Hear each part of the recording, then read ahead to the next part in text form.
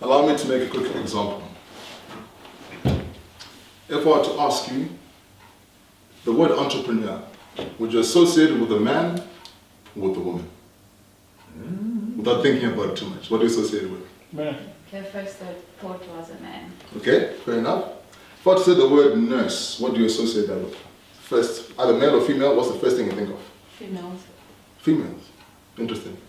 If I were to say doctor, the gentleman in the nice jersey, what do you think of, male or female? Male. Funny, right? Who told us to think that way? Society. Society. Ladies and gentlemen, my fellow Africans, it's a Toastmaster, the renewal of the mind. Now I want to discuss three things. First thing I want to discuss is implicit association tests. The second thing is the collective unconscious. And lastly, our history as a nation. Going back to my first thing, implicit association test. Now, an implicit association test is a test that is used to analyze the linkage that we make between ideas on an unconscious level. Just like I demonstrated, I asked you about which profession or which sex do you attribute to this profession. Most of you said male and female, depending on what it was. Now, the scary part about this is that I was led to believe, or rather when I did my research on this, I saw that all these implicit associations come from our society. It's not even down to us. We don't even decide. So we're usually born into a society and then we'll kind of adapt and assimilate to those beliefs that we are associated with, that we are exposed towards. So now an implicit association test then shows us what these unconscious things are, what they actually mean. Now it shows us what is in the collective unconscious. In other words, what do we think about when we're not even thinking? The collective unconscious can be defined as a repository of biases, myths, and the collective attitudes of a particular group.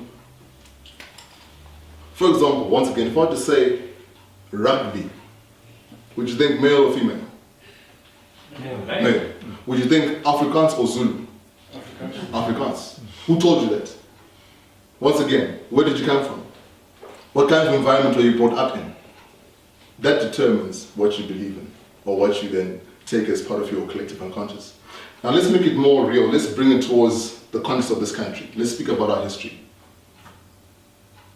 Now we all know that we've been through colonialization, we've been through apartheid. We know that in 1913 acts were passed and laws were passed that made it such that black people and white people would not live together in the same place, could not do business together, could not own land except for in certain areas. And what that did is that instead of making a relationship between the two races fair, it tilted it like this, one dominating the other. Now this is not to indict anyone, but just to examine the effects of that. We've all spoken about the socio-economic impacts of this, but how often have we spoken about the psychological impacts? The impact on the unconscious mind, how often have we said anything about that, if at all? Now let's take it back. So we go to the year 1913, the Land Act was passed. In about 1994, we received our independence. So that's about 81 years, 3 generations. So imagine someone who grew up in that time when the Land Act was passed, being told that you are a slave, this is how you ought to behave, you are inferior, being forced into this way of living. And then giving birth to another child who's growing up with this in their mind, that I am inferior. I am not as good as the next person. And then that person giving birth to another person who then thinks the same thing as well, that I am not as good, I am inferior. And then all of a sudden being told that I am now free. Physically free. But what about the mind? Those 3 generations that passed. What was put into the collective unconscious?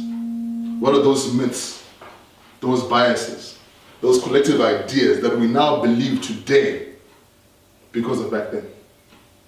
And once again, I'm not trying to demonize anyone. We must understand that in this process of racism and colonization and of apartheid, that 2 parties were harmed. The party that was being oppressed and the one doing the oppressing. We are all taught to be and to think and to do something. It doesn't just come out of a vacuum. What we must understand is that in this day and age, there is no one to blame. But what we're left with are the real consequences of what has passed before us. What needs to happen is the renewal of the mind. We need to take a very honest and sober look at all our lives. Those things that we think in our minds without even thinking that we're thinking. Examine where did they come from? And then decide to make a stand.